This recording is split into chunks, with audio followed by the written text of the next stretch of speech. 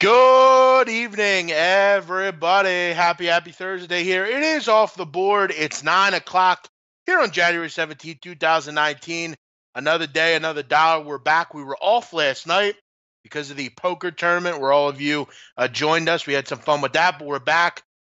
We got to get to this money. I am the big man on campus, and this is, again, Off the Board. We're joined tonight by our guest on Thursday. It's Greg Peterson. Greg, how you doing? I'm doing great. Thank you so much for having me. Yeah, always good to talk to you, Greg.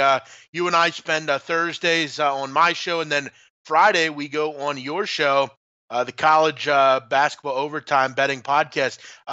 Tell us where you can find that, and we'll get into the card here. How's your week been going, Greg? Things have been going great. I think some of you may have saw I was on VSiN today hosting The Edge, so that was a lot of podcasts. You can find that on a variety of spots: Apple iTunes, Google Play, Spotify, Stitcher, TuneIn, all those places. What you search is College Hoops Overtime Betting. That is College Hoops Overtime Betting. It'll pop right up. You'll be able to subscribe, like it, whatever, download it, and it'll be a lot of fun since I give a play on every single game on the Vegas spread. So it's very extensive and very in-depth. Yeah, always a great podcast if you're looking for maybe a breakdown that you missed or you're looking to find some info on something. Greg always with good guests, and you can hear me every Friday on that show previewing the Saturday card, which I believe, Greg, you put up at midnight Saturday. So let's get into it. Hopefully everyone's having a great day. Hopefully you've won some money tonight, or maybe you're looking towards winning some money. We'll get into some of these college games. Greg, let's get right to it here. Obviously, I want to.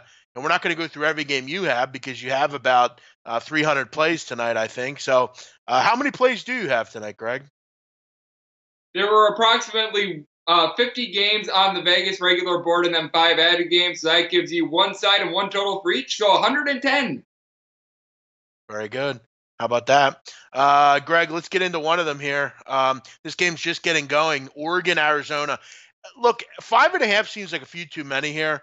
I know Oregon is not good. I know they're not playing well. They've had some real bumps. No Bol, he's been out for a while. But, I mean, you have to figure, Greg, at some point Oregon shows up in one of these games. Will it be tonight? Probably not. But I feel like 5.5. I mean, I saw some 6s out there. I felt like this line got a bit too high. What'd you take here? At 6, I thought it was too many, but I wound up laying 4.5 with Arizona. I do like the way that Brandon Radnoff has stepped up for the Arizona offense. And then Brandon Williams running the point.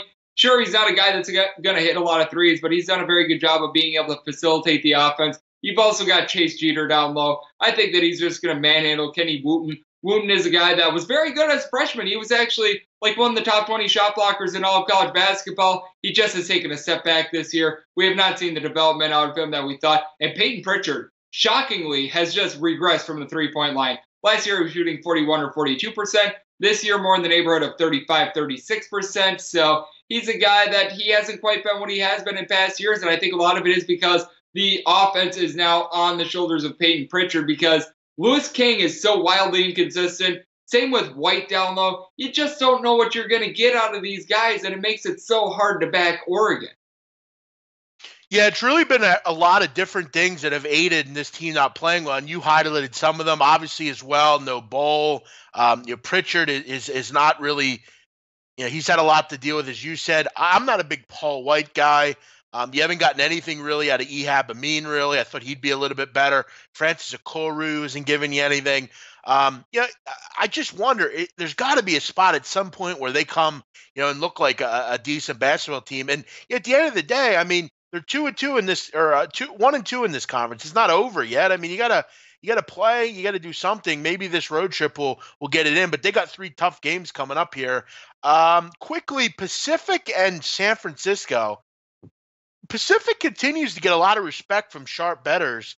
We remember the BYU game, Greg. You and I were on a week ago or so. San Francisco, obviously off a loss, Only laying 5 here on the road down at Pacific. These are not two teams that are too terribly far away from each other.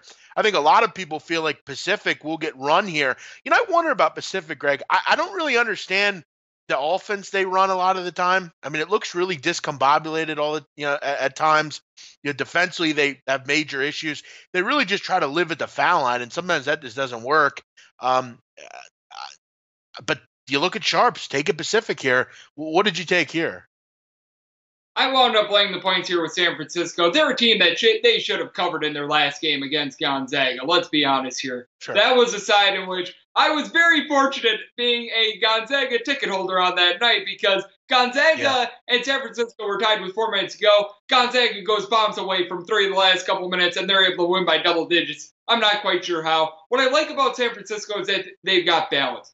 2 out of the top 30 scorers in the West Coast Conference belong on San Francisco, but you got a really nice point guard in Frankie Ferrari. Frankie Ferrari has just been absolutely sensational for this team. He's good at spraying the ball around. And what you like about San Francisco is they do the little things. They're able to hit their free throws. They don't turn the ball over, and they play tenacious defense. Meanwhile, for Pacific, you mentioned it, they really just don't have much flow with their offense. They've got the transfer from Oregon. I believe it's Dorsey. I just don't know what to make of him. He's not really scoring a lot of points. Their backcourt isn't very good. Jaleel Tripp, their 6'6", 6'7" wing player, is actually the team's leader in both rebounds and assists. You just don't see that very often. They've got Roberto Galan. He's a guy that he sometimes comes in off the bench. He sometimes starts. It's just really hard to gauge a specific team, and I just feel like there are nights where they come out gangbusters on offense, and then there are other nights that they throw up that 35 burger against Gonzaga. So it's just, I feel like I'm betting the more known commodity with San Francisco in this spot. Yeah, you're not getting enough points, I feel like, to get value here. Like, if I'm getting 10, maybe I'm looking at this and saying maybe, because you do look at the two things Pacific do well. And this is the thing where if I'm taking a dog, I want a team that can make free throws, get to the line, and make threes. They can kind of stay in the game that way. They do that, but I don't know. I'm just not getting enough points here. It just seems like San Francisco seems a bit undervalued here in this spot. And you're right. I mean, it was kind of like that Duke Texas Tech game against Gonzaga. It was really a game they had no business not covering, and Gonzaga was able to do it. But that's what good teams do, Greg. Good teams win, great teams cover, as they say. But yeah, yep. I kind of agree with you here. There's nothing about Pacific that I like a ton, and I'm not getting enough points here to really warrant being interested. Let's go to some of the later games, Greg.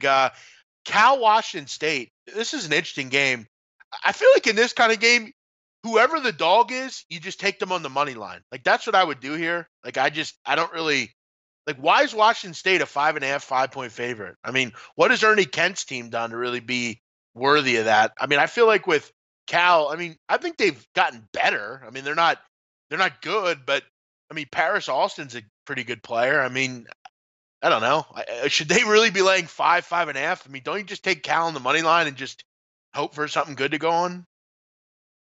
Now, if it wasn't for the fact that Robert Franks is back in the lineup for Washington State, I'd be right there with you. But this Washington State team is night and day with Robert Franks. He's a guy that's averaging 22 points and 8 rebounds per game. You could tell without him, they were just getting blasted. They got run off the floor when they played against Colorado. They got destroyed against Utah. I forget who their other opponent is, but I think they lost by 30. It was just really, really bad. I think it was Washington, actually. So, I mean, you take a look at Washington State. They've got a guy in C.J. Ellerby. He's able to fill it up with 17 points per game. Ali is a guy that can give them something at the guard spot. Deontay Davis is a guy that just right around 4 assists per game himself. So I actually do like the Washington State offense when you've got Robert Franks. Justice Suing is a guy for Cal that has been doing a nice job down low, but Cal has that 7'3" guy that shoots threes. It's just really hard to make anything of this team. I'm right there with you, though. What I will say is that Paris Austin is a guy that I like. He's a transfer from Boise State. Not sure why he transferred to Cal, because in all honesty, I think Boise State, had he stayed there, would have been a better team than Cal is this year. But with that said, he's a guy that's been giving them some production. But I just think that all in all, Washington State has a couple more pieces, and I think that they're really going to be able to dictate the tempo in this one. Yeah, I guess I hear you. I just don't really – I feel like these two teams are very similar. I mean, maybe Washington State a bit better, and you're right. Franks is a solid player, and he's going to give you something. But I don't know. I mean, you made that point about Austin. That's a good point. I mean, I don't know. Maybe he had some issues at Boise we don't know about. Who knows? But yeah, this is definitely a battle of the bad teams here between Washington State and Cal. Washington State is obviously at home as well. What else do we have here? Santa Clara St. Mary's. Greg, let me ask you. I don't want to hear. I don't want your opinion just yet, but I want to know when you looked at this game. What was your first thought in Santa Clara St. Mary's? I want to hear your first thought. What was it? Way too many points. Way too many points. That's what I thought. That's what I thought too. It's almost at the point where it's like it just makes no sense. Like, why is St. Mary's laying 16 here? I'm really impressed with Santa Clara. What is this? What is going on here? And for St. Mary's, it's not like they have a traditional big man like a Jock Landale or an Omar Simpson. They've got Malik Fitz down low. He's the guy that averages 8 rebounds per game. He's got some versatility. I give him credit. And Jordan Ford, obviously. Yeah, Jordan Ford's the best player out there on the floor. He scores 23 points per game. I give him credit. You've got Krebs. He's a guy that's able to deliver some offense. But Santa Clara's actually been playing some good basketball overall. They've knocked out 2 Pac-12 teams, which I know the Pac-12 is way down this year, but I do like Martin down low. He's able to give them 9.5 rebounds. They've got a couple guys that are able to help run the offense as well. So I think that all in all, Santa Clara is not a team that I'm going to take on the money line here or anything like that. But if you're giving me 16.5 points, I'm gladly going to sprint to the window and take them, which I did. Yeah, and again, I mean, it's not like St. Mary's is a blistering pace or anything. I mean, they go about as slow as it gets. You even look at some of these books like Pinnacle, it's up to 16.5. You look at out in Vegas at the Westgate, 16.5 as well. You're getting even a hook on 16. Is this one of those games where I remember a couple years ago, Greg, St. Mary's played Portland, and they were up like 40 at half. Is it one of those games? Can't be, can it? I don't see it here. Go ahead. Yeah, I was just going to say, I don't think that there's any way that Santa Clara gets blown out by this many points. We just seen Santa Clara time and time again. I know that they didn't start out the year necessarily great, but they've actually improved throughout the year. I just feel like this is the bookmakers having too much respect for St. Mary's, which I know that they played better in December than November, but do you see a St. Mary's team that should be among the teams that are on the bubble for the NCAA? I don't see it. No, and that's another good point. This is not a vintage Mickey McConnell and Omar Samhan and Dellavedova team. This is not a Jock Landale, Joe Rahan type of team. I agree with you 100%. Doesn't make any sense. I think Herb Sendik's done a real nice job with Santa Clara. I mean, KJ Fagan transfers. He's your best player, and you still have found a way to do some good things. Taj Eddy, Trey Wirtz, Keyshawn Just, and they've done some decent things, this group. I don't get it. I don't get it at all. Especially, also, they make their threes, 37% from 3. That's a great equalizer in a game like this. Yeah, you just got to hope it's not 91-49 like Gonzaga, but they're putting this line like St. Mary's is Gonzaga, and they're not. So, yeah, this is what I was going to mention for kind of a play of the day here on this show. I'm going to go late night with a little Santa Clara Bronco action here and grab the 16.5 with them. And we're just going to hope it's not a run out here. Greg, Santa Barbara, UC Davis. I talked about this game on my show earlier, the 5 o'clock show I do. I know Santa Barbara looks like that banger side here. They're a better team. They're the class of the Big West. But here's 2 things about UC Davis I like. Jim Les, and they play great defense out there for the most part. For the most part, they slow it down. They really turn it into a half-court game. Max Heidegger's it seems like he hasn't gotten healthy. He's had this concussion for, years on end, it seems like. Something tells me that this is a stone-cold UC Davis line. It kind of reminds me, Greg, of Illinois last night. I think UC Davis is a team that, look, do they have only 4 wins? Yeah, and only 2 wins against Division I teams, but they had played a bear of an out-of-conference schedule, 29th in strength of schedule. Their non-conference is 38th. I think they're going to have something tonight out at the pavilion for the Gauchos here. Give me Davis and the 2 points here.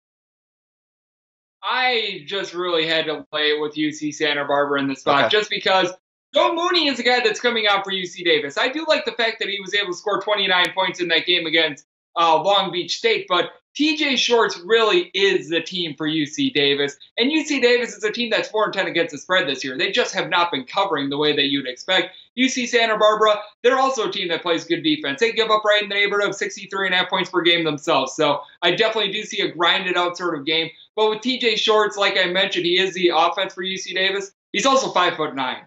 The size of UC Santa Barbara is just going to eat him alive. Armand is a guy that really does a little bit of everything for UC Santa Barbara as well. I like the way that he's contributing for them. So I just think that all in all, UC Santa Barbara is the more complete team in this one. I was actually backing UC Davis a couple times when they went to overtime against Irvine, and also that game against Arizona in which they were getting like a billion points. But this is just not a spot where I can back UC Davis because even with them getting points, they just have not been covering.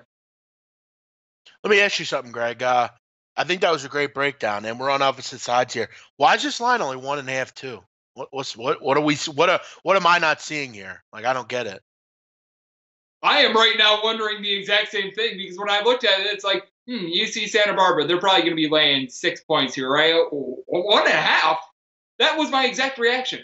I was just like, are you kidding me? Because you mentioned Hediger. He's a guy that missed most of the non-conference slate for UC Santa Barbara. He's a guy that's now getting back into the flow. We all remember last year he averaged 19 points per game. If he can be any semblance of the player that he was last year, this team is so dangerous. We did see it for a flash against Rice when he scored 22 points.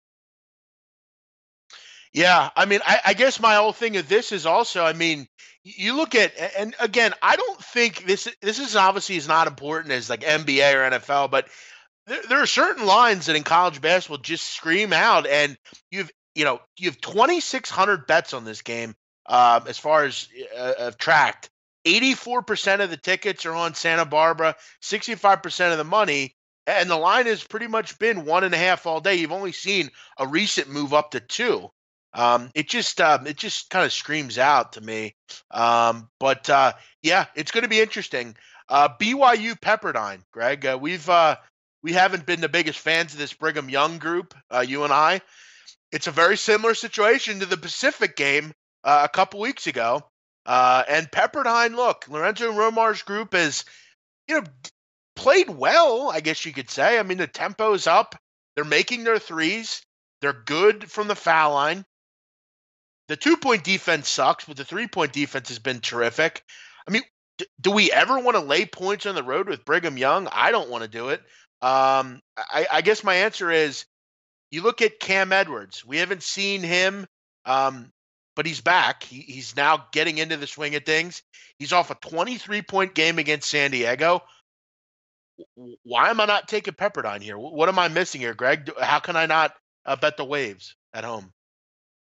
It's because the Waves just don't really have much of an interior game, and you've got Yoli Childs on the other side for BYU. He's going to eat them alive down low. What the about guy the is over averaging here, 10 rebounds per game. Meanwhile, you take a look, TJ Haws is doing a better job for BYU as well. He's a guy that's averaging right in the neighborhood of like 18, 19 points per game. He shoots it pretty well from 3, I would say 38%. And BYU is a team that they seem to be getting better. Towards the end of non-conference play, I was right there with you, fading BYU, especially in that game against Mississippi State in which they gave up 100 points. And I still think that it's going to be a game in which we see very minimal defense from either team. I just think that BYU is better at playing minimal defense than Pepperdine, which is why I backed BYU in this spot. Yeah, I think the over has some value here. I mean, you can get 163. You can actually get 162.5 at a couple different books. I think the tempo will surely be there. One thing we know about Brigham Young, they don't defend really at all. Both these teams go very quick from a tempo perspective. So if you have an interest, maybe take the over in this game. Welcome into the people out there listening. We got a good group of people out there. Couple of people saying BYU's to play. So that's something Greg agrees with here. Paco Healy, what's happening? John, Jake, Jordan, what's up? Capper John, everybody in here. Thanks for checking us out. Greg, these other games here. no added. Do you have anything on Hawaii CS Northridge or Riverside Fullerton? Any of those? Northridge is a pretty solid offensive team. I actually took an over with them a couple weeks ago against Yale, and I needed a crazy cover, but I ended up getting it. Anything on Northridge and Hawaii? I've got Cal State Northridge on the money line here. You can take a look at Lamine Diane. He's a guy that's averaging in the neighborhood of 21, 22 points per game. He's really able to fill it up for CSUN. And ever since that trip that they took out to Vegas for the Continental Tires Classic, this team has really gotten on board. They've been doing a good job of being able to cover in recent weeks. Meanwhile, for Hawaii, they're just not the same team away from the mainland. You've got Jack Purchase, a guy that's like 6'10" that's able to shoot threes, but he is very much a heat check guy. You've got Bugs down or doing the facilitating for the Hawaii offense. He's a guy that averages 8 points, 5 rebounds, couple assists per game. He does okay. I like the shiftiness of Steptoe, but I think that all in all, CSUN is going to be able to step up and going to be able to run this game. Brown is a guy that averages 5 assists per game for CSUN as well. And I just think that this is a game that CSUN wins by a count of like 75-70 because we've seen CSUN actually be able to play a little bit slower of a tempo in recent games as well. They've been doing a better job on the defensive end. And like I said, I just don't trust Hawaii away from Hawaii. Yeah, Greg, with Lamine Diane, when Rui Hachimura came to Gonzaga, I told everyone on earth he would be a lottery pick someday, and he's going to be. Lamine Diane's going to be as well. Look out for this kid down the road. He is as good as it gets. He is really impressive. He's from the Senegal. He's only his second year in the U.S., but he comes from Findlay Prep. He is a kid that I would keep your eye on. You got to figure Mark Gottfried's going to get this kid. Who knows if he'll stay there either. This kid is really good. He'll probably stay another year, but if he kind of can continue to work on his game. I mean, Greg, you said it already. I mean, this Diane has been, I think it's Diane, but either way, he has got great size. I mean, he drops 20 seemingly every night, had a 34-point game against New Mexico, had 35 against Yale, 40 against Morgan, 24 against Ryder, 25 against New Mexico. He's a real good player, Greg, right? Oh, absolutely. He's one of the best players out there in the Big West Conference. I've been so impressed by him. And Mark Gottfried is doing a very good job with his program. He's got his son in the program as well. He's been getting a couple minutes as a freshman. I really think that this CSUN program is on the rise. Reggie Theus was able to do nothing with it, but I think that they now have the right fit there as the coach.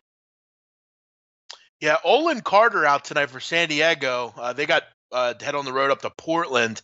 The Pilots are really bad, Greg. I think we can agree with that.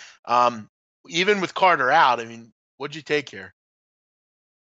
Even with Carter out, I just can't back the Pilots. They've got JoJo Walker, a guy that shoots 37% from three. He doles out a couple assists, but Portland has absolutely no interior play whatsoever. Isaiah Pinheiro is just going to eat them up. He's a guy that's averaging in the neighborhood of 28.5 points, like 8 or 9 rebounds per game. I really like his game. And San Diego, all in all, as a collective group, just plays really well. They don't turn the ball over very much. They play sound defense. And Portland, they play offense very, very badly. They're about as offensive as Ned Flanders at this point. I just cannot put my chips in the basket of the Pilots. Yeah, I couldn't have said it better. Hey, Greg, the Big West, there's always a random team that finds their way into the tournament, whether it's Cal Poly or Cal Fullerton or UC Davis or Irvine. It seems like every year there's someone different. I'm going to give you a wild prediction. Northridge gets to the tournament this year. You heard it here first. I can see it. Kind of random, but I can see it. I like Diane. He's really good. Greg, we're not going to keep you all night. We'll keep you on for maybe another 5-10 minutes here. I do want to ask you about New Mexico State and Seattle. Many people might not know, but this is actually a pretty good game. The WAC is becoming a really solid conference. You look up and down, whether it's Grand Canyon, whether it's Seattle, whether it's Utah Valley, whether it's New Mexico State, kind of that old guard. This is starting to be a pretty competitive conference. This is a good game. Jim Hayford's team has played pretty well out at Seattle. What'd you take here between Seattle and New Mexico State?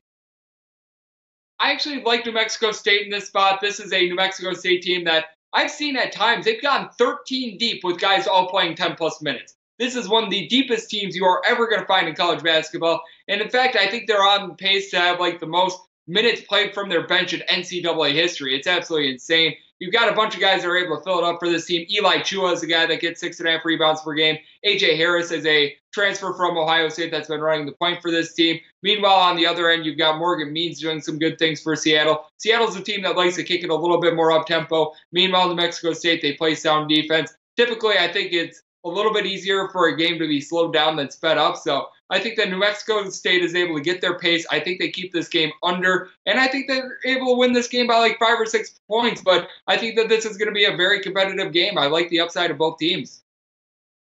Yeah, as I said, I mean, you got 4 teams out there that are really playing some pretty good basketball. Miles Carter's been real good for Seattle. I know they don't have a pro team up there, but maybe they can get behind the what's their mascot? The Seahawks, I think. No, not the Seahawks. They have their own NFL. That's the NFL team. What is their Redhawks? There you go. Thank you, Greg. I was close. Not Seahawks, Redhawks.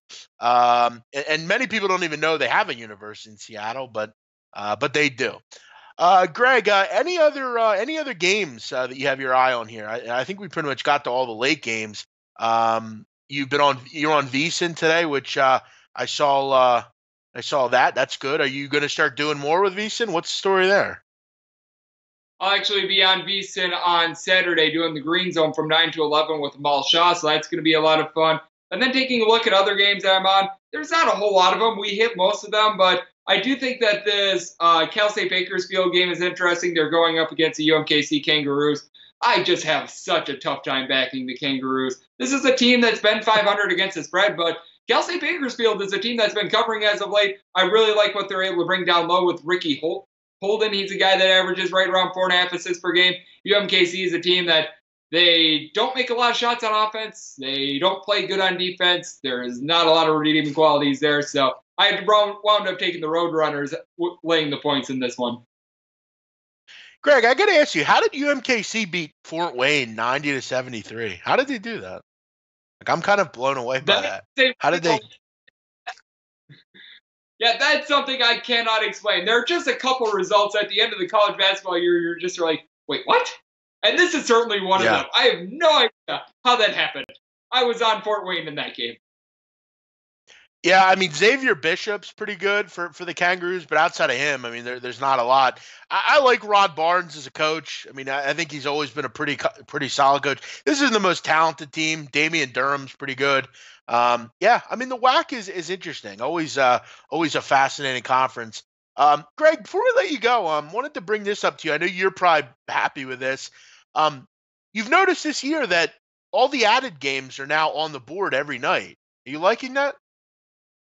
I'm absolutely loving it. It's been a lot of the reason why I make a little bit of money, because you're able to bet the Patriot League now. You're able to bet the WAC. Those are some very, very good conferences, and we've seen the WAC has some good teams this year. You've got Seattle, you've got New Mexico State, you've got Utah Valley.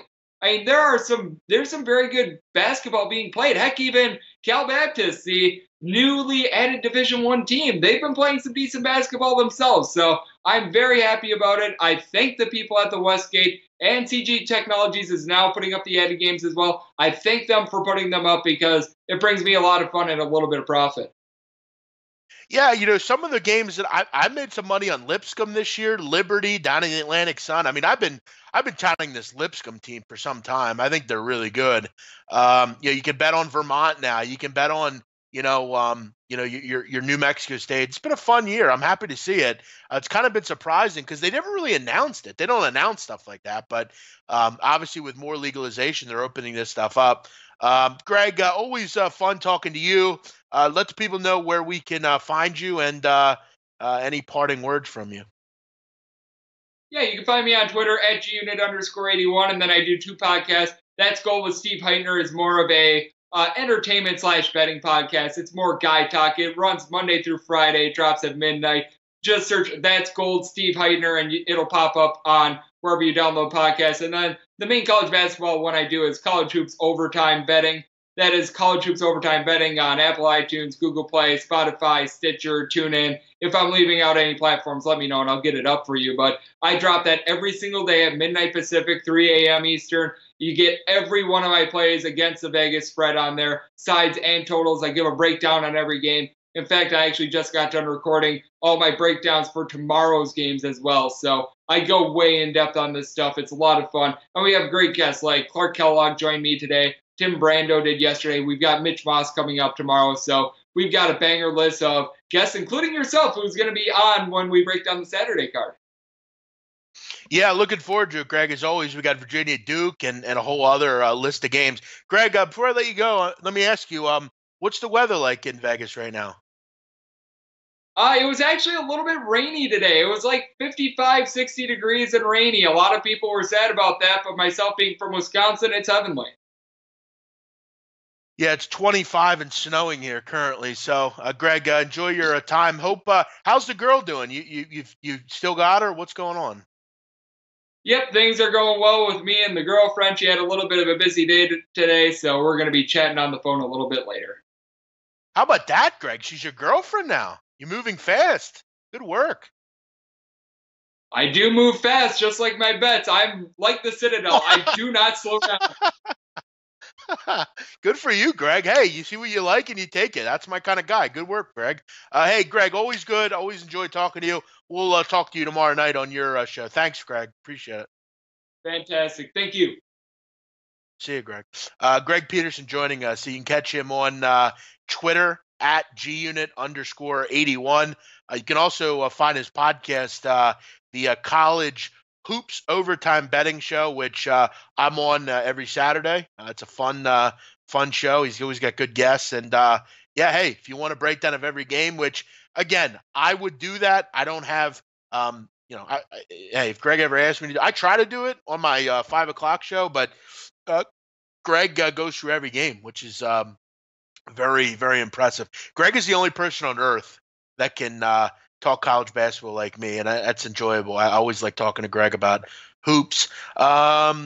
Let's kind of reel it back in here, guys, and we thank Greg for joining us. Welcome in, all of you. If you can, do me a favor, hit that like button for me. And guys, listen, if you can retweet the show on Twitter, it's a great way to get it out there. I've when I've been at SBR, I've kind of been the king of building a show. I've done a lot of shows at SBR, and I built them into successes. The Right Side of Campus, Late Night on Campus, the Round Table, all these different shows. And this is a challenge. It's a show at night. It's a show that we had a little trouble at the beginning with, but we're starting to get guests. It's starting to be fun. We're going to start opening it up more, and it's really about all of you to be able to mention what you're on late night or what you have going on. So, it's been fun doing it. It's a nice little end to the day for many. So do me a favor, retweet the show and also like the show as well. Let's take a look at the NBA because guess what, guys? The King Rail competition started today, and guess what? Yours truly started off with a winner on the Sixers plus the 4. They win the game outright. And guess what? It gets better. Actually, you know what? I'm not going to talk about it because I don't want to jinx what I'm on. But late night, I'm on a game, and once it starts, I'll let you know what I'm on. I do have a game currently that's going on right now, and I'm very happy. King Rail and I both started out 1-0. He was on the Hornets -2.5. They won, and I was on the Sixers plus the 4. But he's actually 1-1 because he had the Pacers. So I got one game up on him already. Let's get the final 2 plays. Start out 3-0 on Thursday. Here we go. It's fun. And then we'll get into Friday and Saturday. This is a fun thing. I'm glad to do this at King Route. It's a fun little thing. Big man, you know what you are doing, my friend. As betting becomes more and more mainstream. Yeah, listen, Jake, I've been doing this a long time, brother. And I'm just going to keep doing what I do. So, I appreciate your comments and thank you for your support. OG Wham, what's up, brother? He says Lakers. Let's chat about that one. Lakers and Thunder. You got this line sitting at 10. It's really been at 10 all day. I mean, you haven't seen any movement, which is a concern if you like the Thunder. Thunder are 70% of the tickets, 63% of the money, yet the line is set at 10. Lakers, many people don't like without LeBron James, and look, obviously for good reason. They're not a good basketball team without LeBron James, to be honest. You're hoping that Kyle Kuzma can step up, or someone can give you something, Brandon Ingram, or whoever, Lonzo Ball, somebody. But this Thunder team, I don't know. I think Russell Westbrook, he continues to kind of be, and I'm going to say it, he comes across to me as kind of like a cock block to the Thunder. Like, he's a great player, but I just think he is so needy. He has to have the ball. I think Paul George, him being so good this year, I think it bothers Russell Westbrook. It's taking the shot off him. I mean, you look at the last 5 games for this team. Lost to the Wizards by 20. Lost to the Timberwolves. Gave up 154 to the Spurs. You beat the Spurs back on a back-to-back. And then you lost and gave up 142 to the Thunder. And this team is, or to the Hawks. This team is terrible on defense. Why are they laying 10 points? I think this is just an overreaction, frankly. So, yeah, there you go. Let's also check in as well on some other games here. The Bulls are up 28-27. The Nuggets are up on the Bulls. That one's about to be at the end of the first quarter. And the Raptors are up 90-87 against the Suns. No Kawhi Leonard, or actually, I'm sorry, 95-87. What's going on there? Raptors, Suns, no Kawhi Leonard or Kyle. Boy, the Suns are so bad, aren't they? And yes, if you are following me, I am on the Suns in the contest. I'm on the Suns +8. So hopefully they can stop fucking around. It was just a 2-point game. Now they're down 8. This team really is bad, man. That's Thunder or the Suns. They are really bad. I mean, it never ceases to amaze me, this team. What actually has to happen for the Suns to win? Because it seems like it never happened. And again, I mean, the Suns stink, and I should probably lay on my own bet if this game loses. But I mean, what do the Suns ever win? It seems like it never happens. How have they won 11 games? It seems like they never win anything. But the fourth quarter's not started out well. It seems like this team can never piece things together. So we'll hope for a 2-1 day here. That's kind of the goal. 3-0 would obviously be the best case scenario. Lakers always play OKC tough. Exactly. Good point. Will, what's going on? Shooter, what's happening? Underdog, what's up? Alex George, thanks for the Utah Valley breakdown. It made me not jump on Rio Grande Valley. Yeah, Rio Grande isn't a good basketball team, so you might have saved some money there. Let's also check in on the bet that I'm currently on, and hopefully this can finish, and we can go 3-0 in the week, baby. Let's go. Finish it out, baby. I got 4 minutes left in my game in college, and I'm looking to cash tonight. I'm telling you, people, I'm on my fucking wagon tonight. I'm fucking into this. I'm fucking getting going in college basketball. No one can touch me. Nobody. Let's go. We got halftime down at Jacksonville State, 47-33 Belmont. If you listened to my show earlier, I told you when you're getting a pick 'em with Belmont, you fucking bet them. It's that easy. Late night card, we're going to take a look at Northridge. I like them a little bit. I like UC Davis a little bit. And I like St. Mary's. And I like Santa Clara against St. Mary's, +16.5. Maybe we'll even do a little parlay. Some of those are fun. What's up, Guan? Who did I take at NBA? My late night game is on hold because it didn't start yet. What are the parameters for the contest? I'm not explaining it again. You're welcome to go to SBR Contest and take a look. SBR has posted the link many different times, and you can see what the parameters are. It's 3 games a day, no money lines, only spreads and totals. And it's a 30-day contest.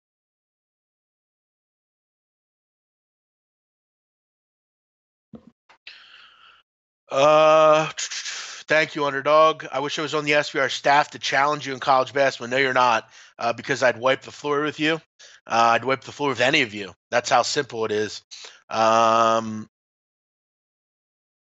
got to listen to the show, BitXN. Thank you, Paco. Do you have anything I can follow tonight? Yeah, I just gave you 3 plays. I would get on them. Bet them small. How about those Sixers? Yeah, nice night tonight for the Sixers. Embiid did not look healthy, but he fought through it, and that's what big-time players do. He had 22 and 13 tonight, 8 assists, a terrific game for Joel. J.J. Redick was terrific as well. I thought Wilson Chandler was good, too. Wilson Chandler gave you a 10 and 3. Nothing crazy, but he hit some big shots. Jimmy Butler obviously did his thing. Ben with 11, 8, and 8. Mike Masala gave you 11. McConnell was 7 off the bench, and Landry was 6 off the bench. This is what you want out of this team. If you can get this every night, there's not a lot of teams that are going to beat this group. A very solid statement win against Indiana. And now you're 30 and 16, and you're right up there. I mean, Indiana's 29 and 15. So, you're knocking on that third place door right now. So, got to just keep it up. Long season. I don't think they played well at all, and they're in 4th, and they're knocking on the door for 3rd and 2nd and 1st. Long season coming up. We're going to find out a lot about this team, okay? I mean, you got a tough game coming up at home against the Thunder that if it wasn't going to snow this weekend, I would go to. Then we get the Rockets coming in on Monday. Then you get the Spurs coming in on Wednesday, a game that I'm going to go to. And then you got the Nuggets, Lakers, Warriors, Kings, and Raptors. And then the Nuggets and Lakers again. Then the Celtics. I mean, it's you're going to find out a lot about this team, as we get to the All-Star break. So, yeah, 1 game down. Got to keep it going.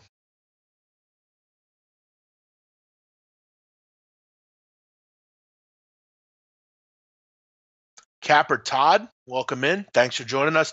Yeah, guys, with college basketball, I started out 0-9. 0-9. I lost my first 9 games. Since then, I'm 23 and 13. And you take away those 9 games, I am doing very well. I know we can't do it, but it's all good. It's a long marathon, and I can't wait to the end of the season because, I will be in profit again.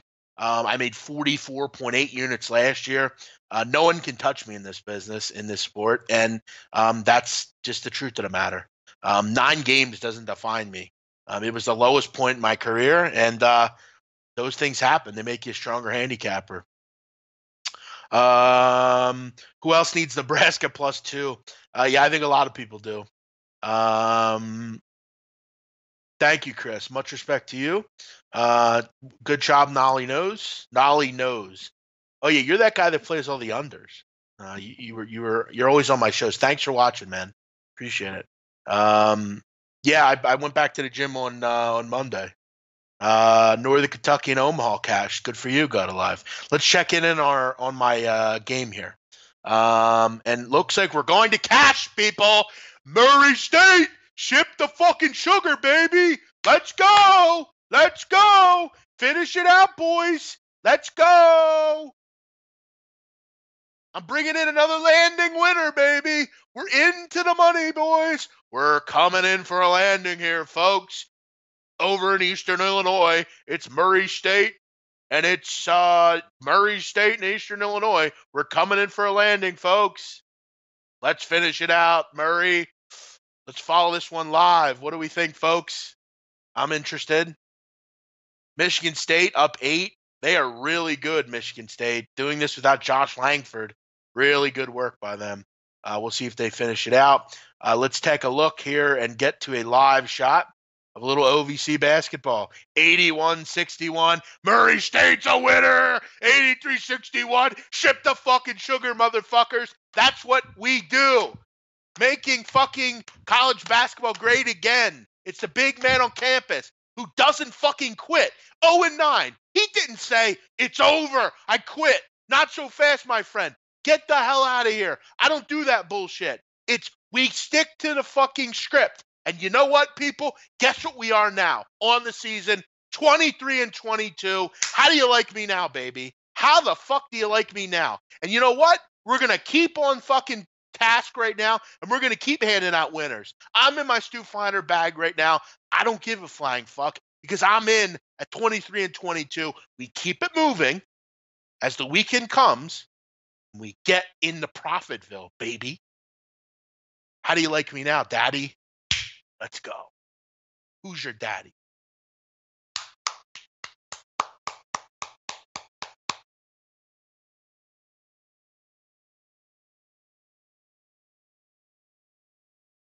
Let's finish out this Suns game. That's what I'd like to do. Let's finish out this Suns game. I want a winner here. I want to go 2-0 in this contest.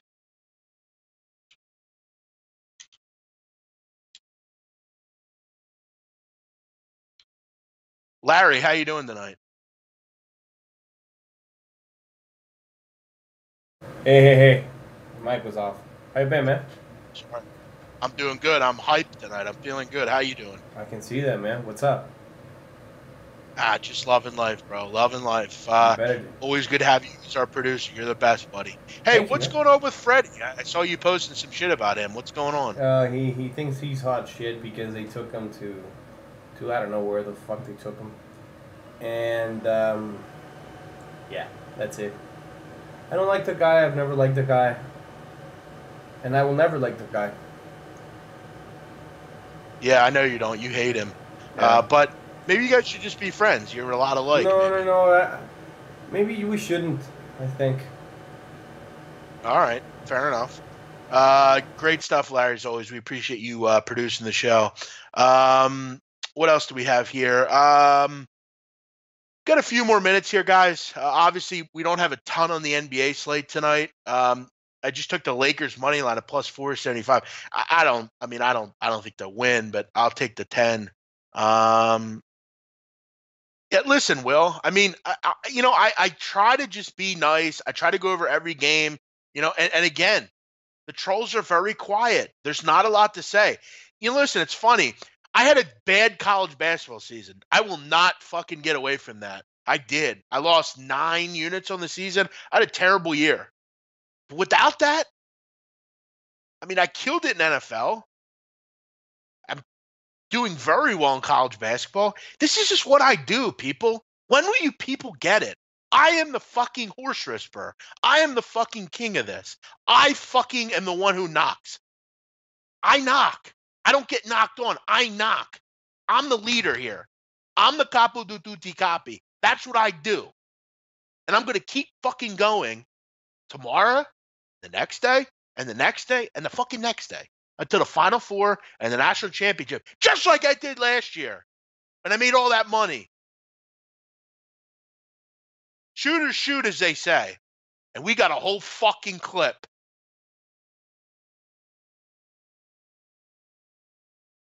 SBR live boxing match, Larry versus Freddie. I actually like that.